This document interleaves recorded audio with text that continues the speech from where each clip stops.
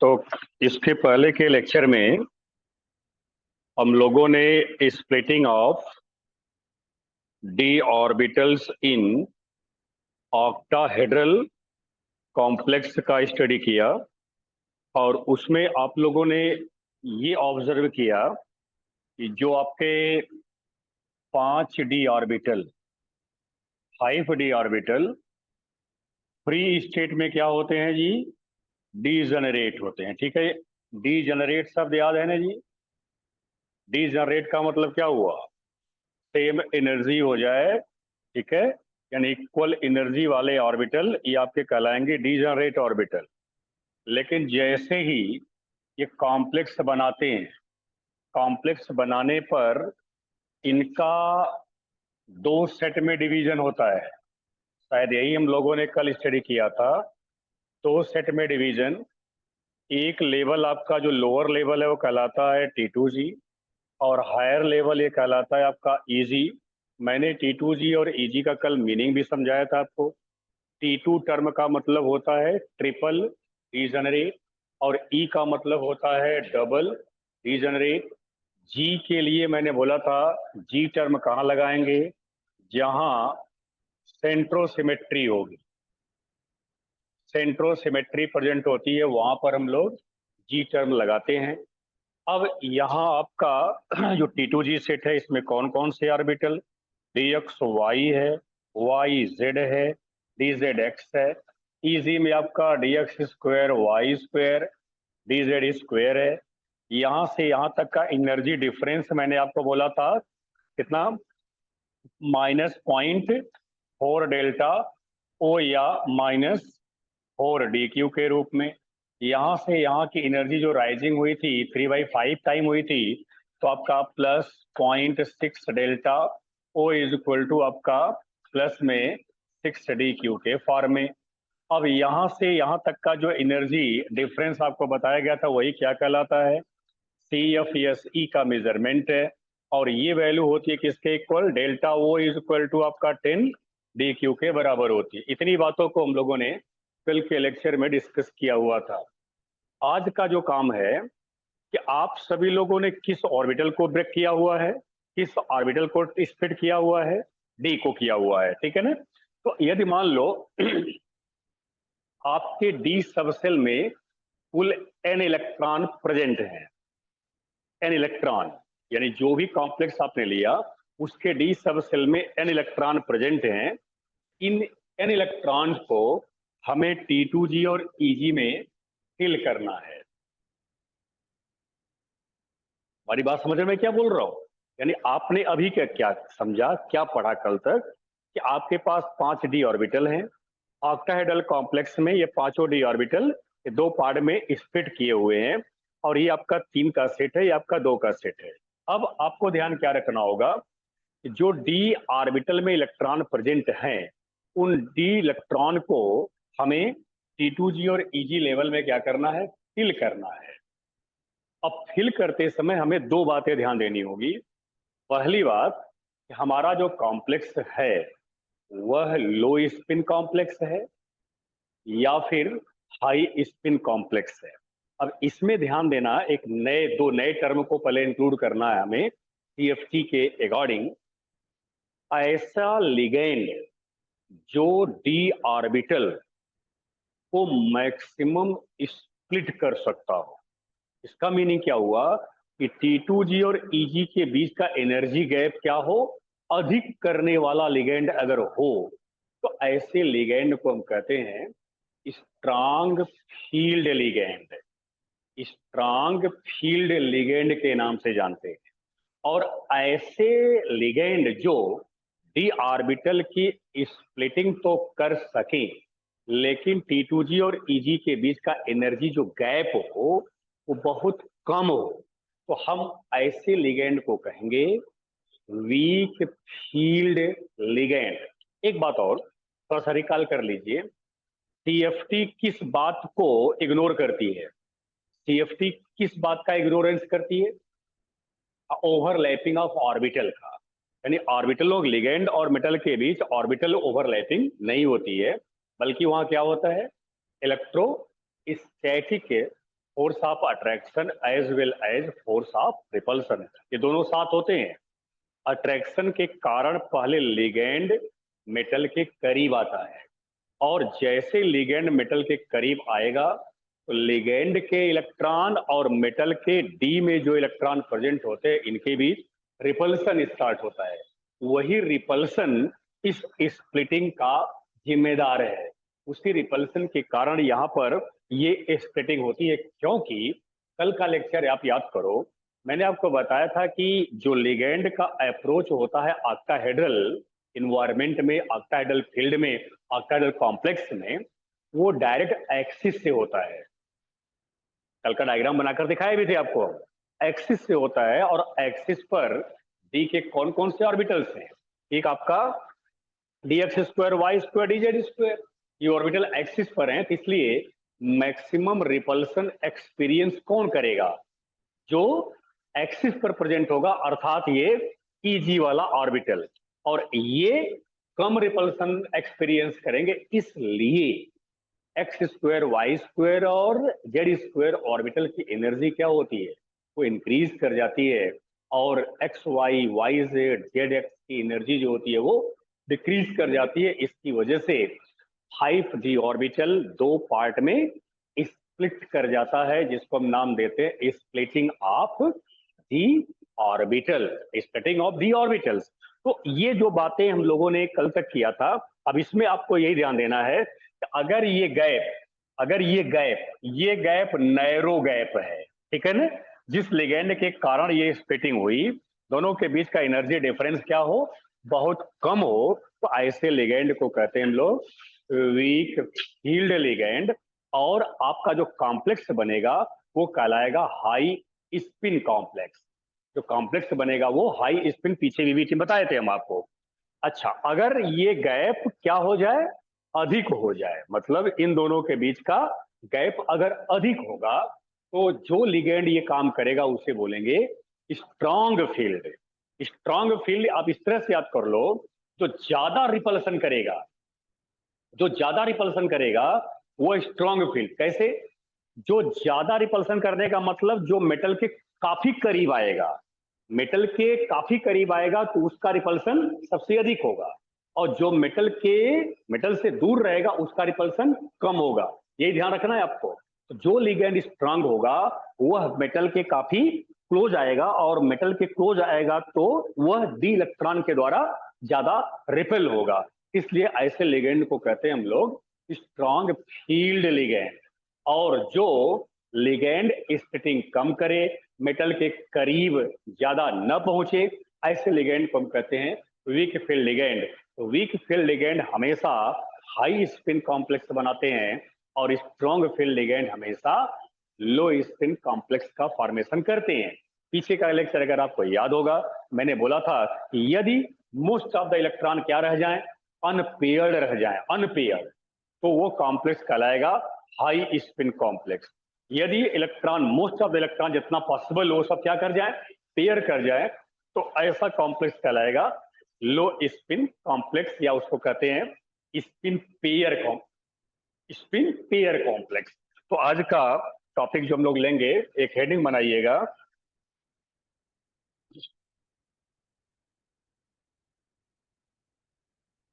Strong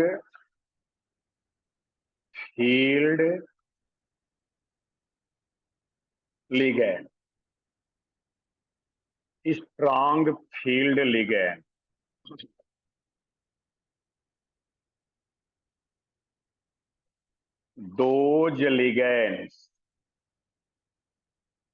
those ligands which cause maximum splitting,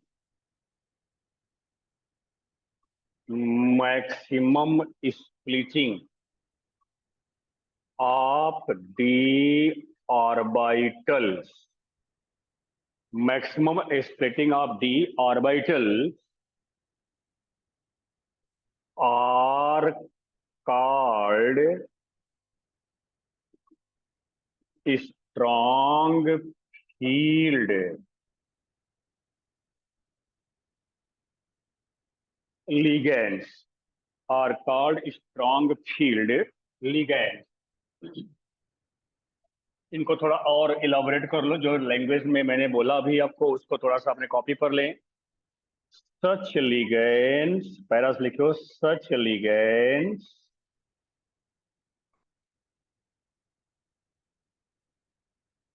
approach more close, किसके, to the central, to the central metal, to the central metal and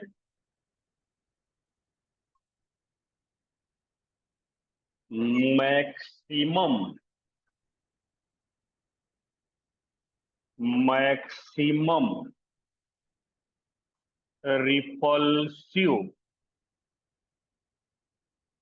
interaction, maximum repulsive interaction occurs between EG set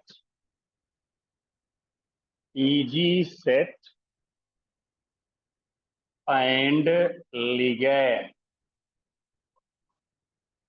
EG set and ligands, comma, therefore maximum splitting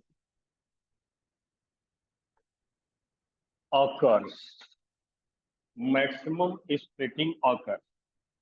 इसको feel क्या करोगे कि ऐसे ligand क्या होंगे, metal के काफी करीब पहुंचेंगे, और जब मेटल के काफी करीब पहुंचेंगे तो उनके इलेक्ट्रॉन और ईजी सेट के इलेक्ट्रॉन के बीच मैक्सिमम रिपल्सन होगा, और रिपल्सन के कारण उनकी एनर्जी बहुत इंक्रीज कर जाएगी, और उसी के रेस्पेक्ट में T2G सेट की एनर्जी क्या होगी, वो डिक्रीज कर जाएगी, अर्थात T2G और EG के बीच का एनर्जी गैप अधिक हो जाएगा, और ऐसा लिगेंड आपका कहलाएगा स्ट्रॉन्ग फील्ड लिगेंड. अब उसके बाद इसमें फॉर एग्जांपल आप लिख सकते हो, अभी आगे और मिलेगा, सीरीज पूरी मिलेगी. For example CN minus CO NO2 minus C2H4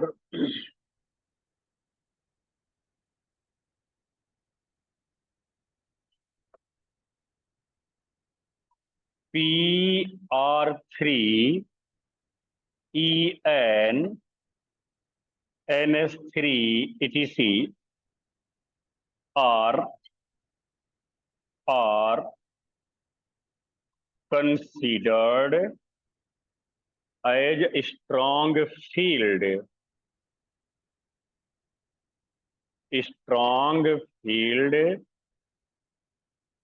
ligands, strong field ligands. ये कुछ एग्जाम्पल, जनरल एग्जाम्पल रखे गए हैं, इनको आप स्ट्रॉन्ग फील्ड कैटेगरी में रखेंगे.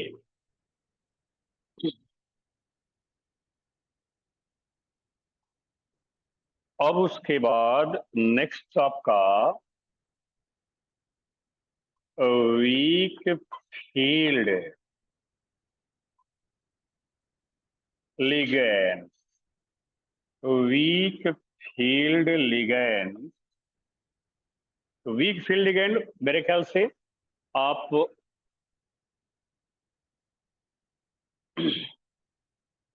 डिफाइन कर सकते हो, ऐसा हम उम्मीद करते हैं. अब आप क्या उम्मीद करते हैं ये आप अच्छी तरह से जानते हैं, यहाँ रखा हुआ है, यही केवल पहला वाला पैराग्राफ यही आप छाप दीजिए. क्या होगा, मैक्सिमम की जगह मिनिमम लगा दीजिए, तो लिख दीजिए वीक लिगेंड वाले में, those ligands which cause minimum splitting of d orbitals, minimum splitting of d orbitals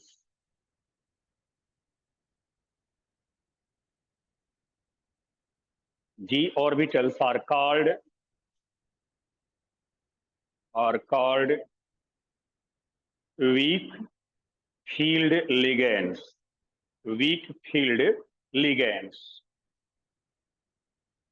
ठीक है, अब आप क्या करो, इसको एक डायग्राम के द्वारा रिप्रेजेंट करो। सेंटर में, अपने कॉपी के सेंटर में पांचों डी ऑर्बिटल को बनाओ। ये 5 डी ऑर्बिटल को मैंने बना दिया। और आप याद करो, नॉन स्प्लिटिंग कंडीशन पर आपने डॉटेड लाइन का प्रयोग किया था, याद है कल के डायग्राम में। और वैसे ही आप स्केल से थोड़ा बनाइएगा, वैसे ही आप इधर भी प्रयोग कर लीजिए।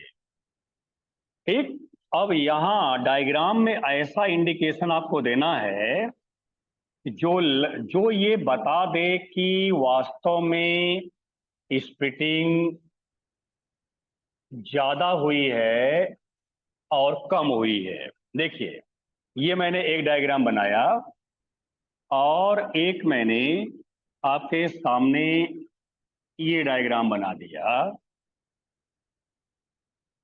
डायग्राम आपका इंडिकेट कर दे, इस तरह से बनाइएगा, ऐसा नहीं मेरा कॉपी करें आप फिर तरीके को कॉपी कर लीजिए, तरीके को कॉपी कर लीजिए और आराम से वो इंडिकेट हो जाएगा। देख लीजिए कहां पर T2G और EG के बीच अधिक गैप दिखाई दे रहा है, तो वह एरिया किसका होगा? हाँ, स्ट्रॉन्ग फील्ड का हो जाएगा। और ये एरिया किसका होगा? तो वीक का हो जाएगा। ये हमारा हो गया EG सेट, ये हमारा हो गया T2G सेट।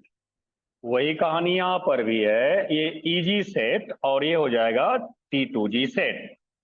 एनर्जी गैप वही दिखाना है आपको, क्योंकि मैंने आपको बताया था को पैरामीटर होता है। कौन पैरामीटर होता है? जो डेल्टा ओ लिखते हो आप। ये मैं शुरू में ही आपको टर्म बता दिया था, डेल्टा ओ लिखो या 10 वो आपका एक नोटेशन है, CFSE का नोटेशन हो, वैल्यू नहीं है वो CFSE का नोटेशन है। तो अब यहां पर वही वैल्यू आपको लिखनी है, -0.4 डेल्टा ओ, 4 डेल्टा ओ, और यहां आपको लिखनी है +0.6 डेल्टा ओ। ठीक है, और यहां पर भी वही लिखना है आपको, यहां पर भी आपको वही लिखना है, +0.6 डेल्टा ओ, और ये आपका -0.4 डेल्टा ओ। तो ये हमारा 5D जनरेट डी ऑर्बिटल्स। इसको ऐसे लिख सकते हो, DXY, DYZ, DZX, DX2Y2, DZ2। ऐसे आप यहां लिख सकते हो, पांचों का नाम यहां आप ऐसे लिख सकते हो। अब ये हमारा DXY, DYZ, DZX, तीनों की एनर्जी क्या होगी? सेम होगी। DX2Y2 और DZ2, इन दोनों की एनर्जी सेम होगी। वही बात यहां पर DX2Y2, DZ2, DXY, DYZ, DZX। अब दोनों जो स्प्लिटिंग कंडीशन आपने दिखाया है, उसमें आपको ये लिख देना है नीचे कि कौन सा स्ट्रॉन्ग फील्ड है और कौन सा वीक फील्ड में स्प्लिटिंग हुई है। यहां लिखेंगे हम लोग splitting of D orbitals in weak field environment. Weak field environment, और यहां क्या हो जाएगा, strong field, splitting of g orbitals in strong field environment। हाँ जी, अभी दिखा देता हूं, इसको आप बना लीजिए, जो छूटा है अभी नोट कर लीजिएगा। ये आपका वीक और स्ट्रांग को हम लोगों ने डिफाइन कर दिया।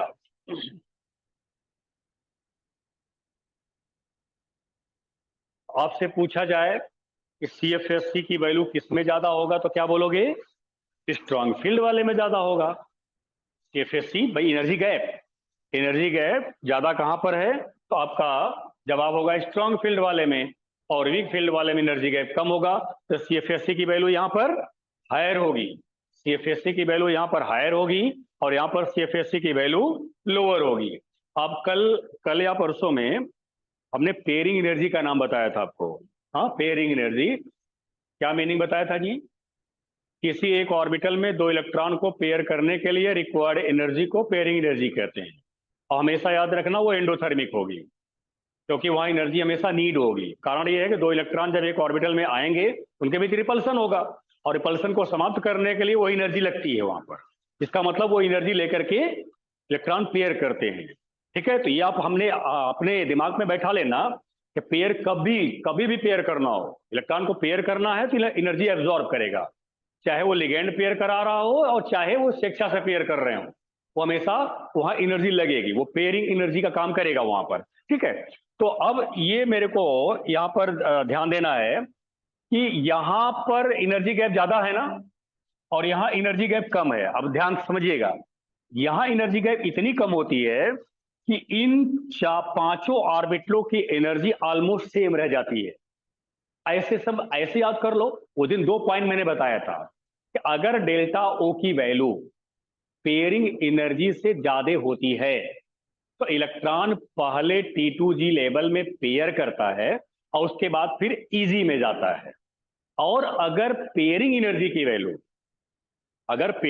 की वैल्यू CFSC से ज्यादा होगी तो इलेक्ट्रॉन पेयर करना पसंद नहीं करेगा।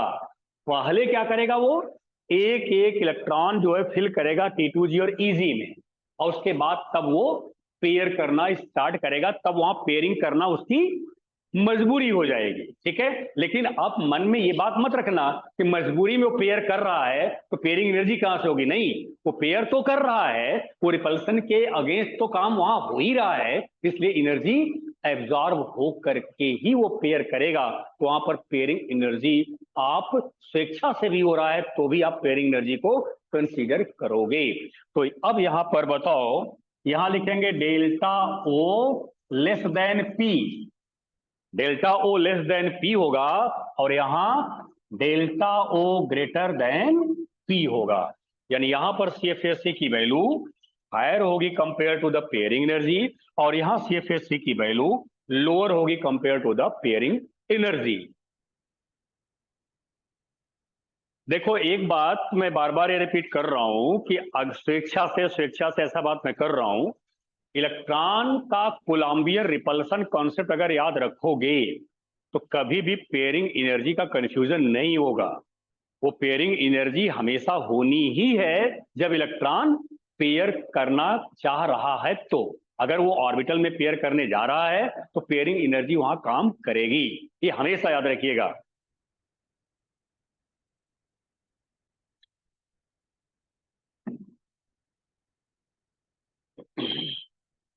ठीक है, बोलो, बन गया? ओके, अब आइए, अब वो हेडिंग लिया जाएगा जो अभी DN की बात मैं कर रहा था। अब हमें क्या करना है, इलेक्ट्रॉन को फिल करना है। किस में फिल करना है, T2G और इजी में फिल करना है। तो हमारे पास दो इन्वायरमेंट मिल गया, एक स्ट्रॉन्ग फील्ड में और एक वीक फील्ड में। तो अब हमारा जो हेडिंग होगा वो होगा डिस्ट्रीब्यूशन।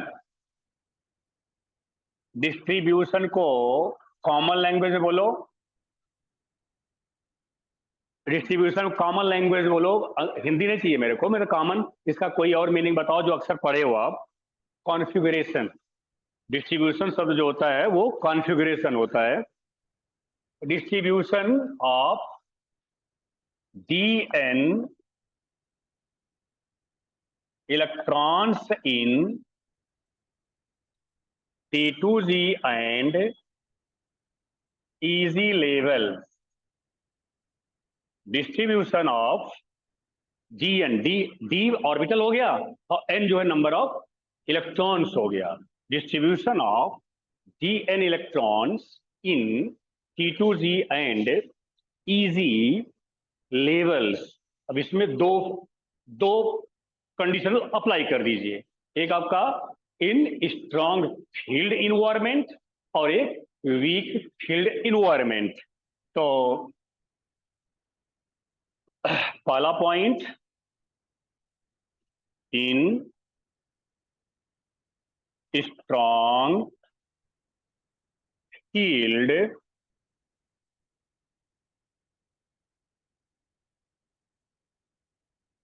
इन्वायरमेंट, इन strong field environment.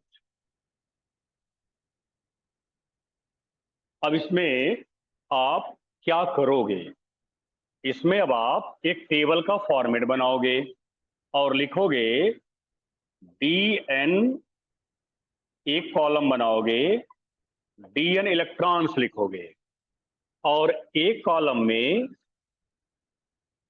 T2g level बनाओगे और एक कॉलम में EG लेवल बनाओगे। यही बनाना है आपको, यानी जो कॉलम बनेगा वो यही बनेगा आपका।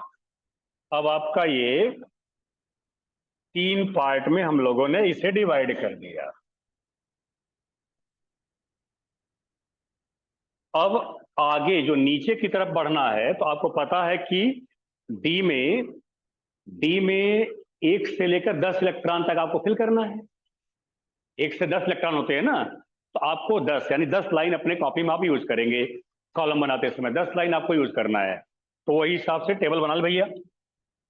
तो अब आप इसको डिस्ट्रीब्यूट करो। पहला n की वैल्यू 1 रखो, आप n की वैल्यू 1 रखिए। T2g में कितनी लाइन खींचते हो आप, 3 लेते हो, ये 3 लाइन आपने खींच दिया। EG में आप 2 लाइन। अब आप क्या करोगे, अब पहला इलेक्ट्रॉन कहां जाएगा, T2g में जाएगा क्योंकि वो लोअर एनर्जी का है, तो उसमें जाएगा। तो पहला इलेक्ट्रॉन आप यहां फिल कर दो आप, ठीक है, ये पहला इलेक्ट्रॉन फिल हो गया और शेष खाली रहने दो।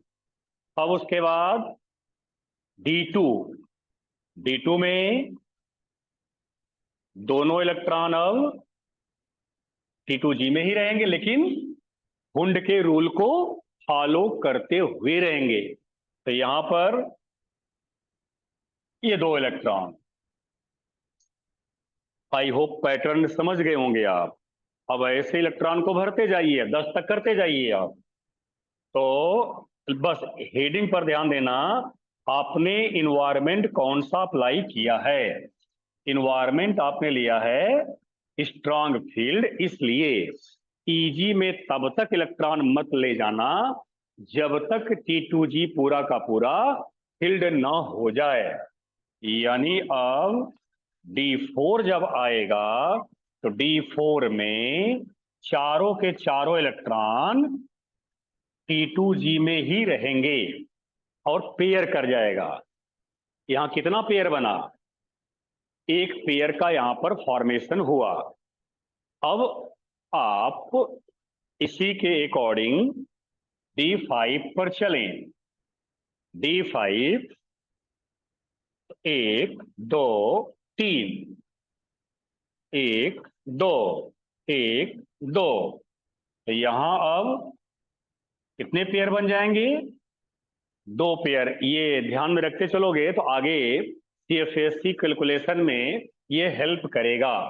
अब उसके बाद D6 1 2 3 1 2, अब यहां पर 2 2 और 2। अब पूरा T2G अपने कोटे के हिसाब से भर चुका, उसके पास अब क्षमता नहीं है रखने की, तो अब इलेक्ट्रॉन मजबूरी में कहाँ जाएगा? ईजी में जाएगा। यानी ईजी में कहां से? D7 से। D7 से वो ईजी में जाएगा। 1 2 3, 1 और 2, यहां पर 2 2 4 2 6, और हो गया ये 7। अब फिर D8 वाला करोगे, 1 2 3। जो लोग कर चुके होंगे वो लोग ऐसे ही वीक फील्ड वाला बनाए टेबल। तो D8 में क्या होगा? 2 2 2 1 1। D9 1 1 1 2 2 2। और यहां फिर अब पेयर करेगा, ये हो गया पेयर। उसके बाद D10 1 1 1 2 2 2, और यहां पर 1 1, तो ये हो जाएगा 2। तो अब इसमें आपका हो जाएगा 2 इलेक्ट्रॉन। ये रहा पूरा डिस्ट्रीब्यूशन D10 तक का, 1 से लेकर के 10 तक का ये इलेक्ट्रॉन का डिस्ट्रीब्यूशन हो गया। अब आप देखो, इसके बाद का जो टेबल बनाओगे सेम टेबल बनेगा। D3 तक तो कॉमन रहेगा, D3 तक कॉमन रहेगा। D4 से क्या करना, इलेक्ट्रॉन को जो पेयर न करा करके आप लेकर आ जाओगे कहां पर? इजी में।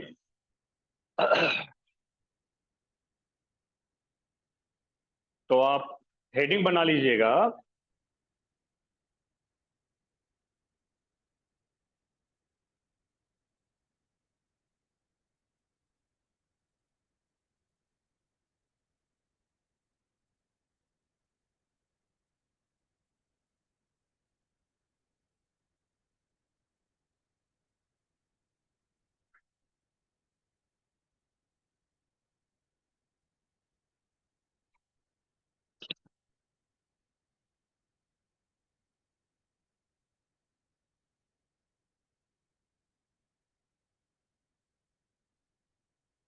दूसरा वाला टेबल बनाइए, बस हेडिंग बना करके। हेडिंग क्या होगा वहां? स्ट्रांग फील्ड इन्वायरमेंट में क्या करेंगे? Weak field. हाँ जी, इन वीक फील्ड इन्वायरमेंट, या आप जो भी लिगेंड लगाते हो वो लगा दीजिए। तो यहां पर दूसरा जो टर्म होगा, इन वीक फील्ड इन्वायरमेंट, इन वीक फील्ड इन्वायरमेंट। और टेबल आपका ये बना हुआ है। टेबल यहाँ आपके पास डिजाइंड है, सब कुछ वैसे ही करना है। D3 तक वैसे ही करना है, बस D4 से आप यहां नहीं रखेंगे, ठीक है? D4 और D5। तो D4 वाला क्या होगा? इलेक्ट्रॉन यहां एक जाएगा, D5 वाले में यहां दो हो जाएंगे, दोनों अनपेयर हो गए। अब D6 से फिर क्या हो जाएगी? पेयरिंग स्टार्ट हो जाएगी। बोल भाई, D6 से पेयरिंग स्टार्ट होगी, ये D6 का हो गया। और यहां ये 4 और इसमें आपके ये 2 हो गए। और D7 में 2 पेयर बन जाएंगे, D7 में 2 पेयर बन जाएगा। और यहां आपका इलेक्ट्रॉन क्या बोलते हो? अब उसके बाद D8 में तीनों पेयर हो जाएंगे, 9 10 वही हो जाएगा। ठीक है, तो आपको केयर कहां करना है? D4 D5 D6 D7 तक आपको केयर करना है। ये रहा वीक फील्ड इन्वायरमेंट में इलेक्ट्रॉन को डिस्ट्रीब्यूट करने का तरीका।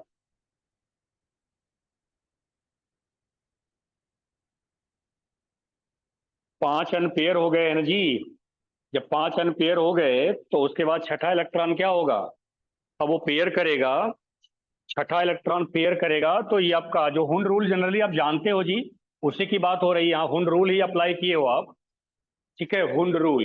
देखो जी, अब दो बातें याद रखिएगा। अगर लिगेंड आपका स्ट्रॉन्ग फील्ड है तो पहले आफबा एंड हुंड अप्लाई करेंगे। वहां आफबा और हुंड दोनों अप्लाई करना है। और जब आपका वीक फील्ड होगा तो केवल और केवल आफबा ने अप्लाई करके हुंड को अप्लाई करना है। यानी वीक फील्ड में केवल हुंड को अप्लाई करना है और स्ट्रॉन्ग फील्ड में आफबा और हुंड को अप्लाई करना है।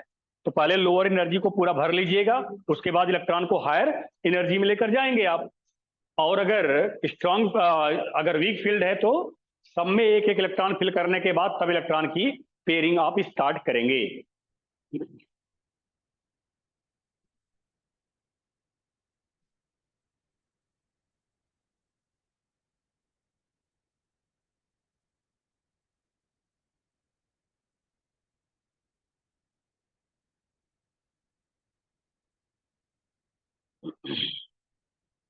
अब जिस तरीके से आपने इलेक्ट्रॉन को फिल करने के लिए टेबल बनाया है, वैसे ही C F S E value को कैलकुलेट करने के लिए भी हम लोग टेबल बनाएंगे। C F S E value को भी कैलकुलेट किया जाएगा। और C F S E value को कैलकुलेट करने का फिर वही दो टर्म होगा, एक आपका स्ट्रॉन्ग फील्ड, एक आपका वीक फील्ड। और मैंने कल आपको बताया था सी एफ एस ई की वैल्यू हम लोग पर इलेक्ट्रॉन कैलकुलेट करते हैं। क्योंकि आप याद करें, T2G वाले में आप उसके नंबर ऑफ इलेक्ट्रॉन से मल्टीप्लाई करते हो, EG वाले में भी आप नंबर ऑफ इलेक्ट्रॉन से मल्टीप्लाई करते हो। इसका मतलब जो फार्मूला आपके पास रखा गया कि -0.4 N T2G plus 0.6 N EG, और पूरा पैरामीटर क्या है? Delta O। तो इस तरीके से आप वहां पर कैलकुलेशन करोगे। तो अगला जो टॉपिक हम लोग लेंगे वह होगा calculation of CFSE। Calculation of CFSE, चूंकि हमारा ऑक्टाहेड्रल चल ही रहा है तो हेडिंग में स्पेसिफाई करने की अब यहाँ नीड नहीं है कि कौन सा इन्वायरमेंट। तो यहाँ पर हम लोग कैलकुलेशन ऑफ CFSE की बात अब करेंगे। तो बना ले हेडिंग ऑफ कैलकुलेशन ऑफ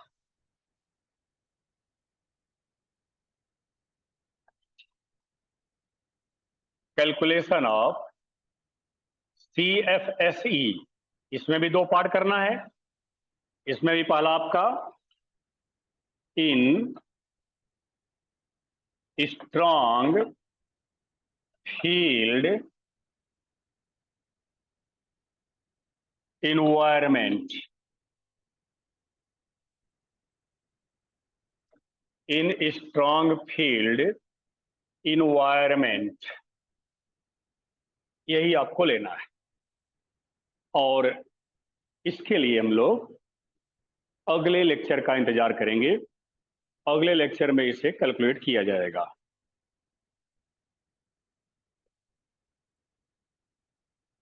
अच्छा, एक चीज शायद आपने जब वीक फील्ड को डिफाइन किया था, वीक फील्ड लिगेंड को डिफाइन किया था ना अभी, उसमें एग्जाम्पल नहीं दिया गया था ना। तो जगह है क्या उसमें? देख लें आप, जो वीक फील्ड को डिफाइन किए थे आप।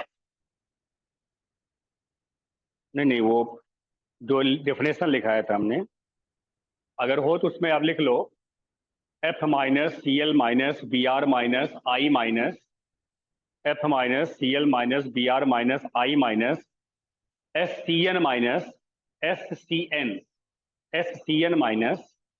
ठीक है, OH C2O4 double minus oxalate ion, C2O4 double minus ion, C2O4 double minus ion, ETC, ये आपका वीक फील्ड एनवायरमेंट के।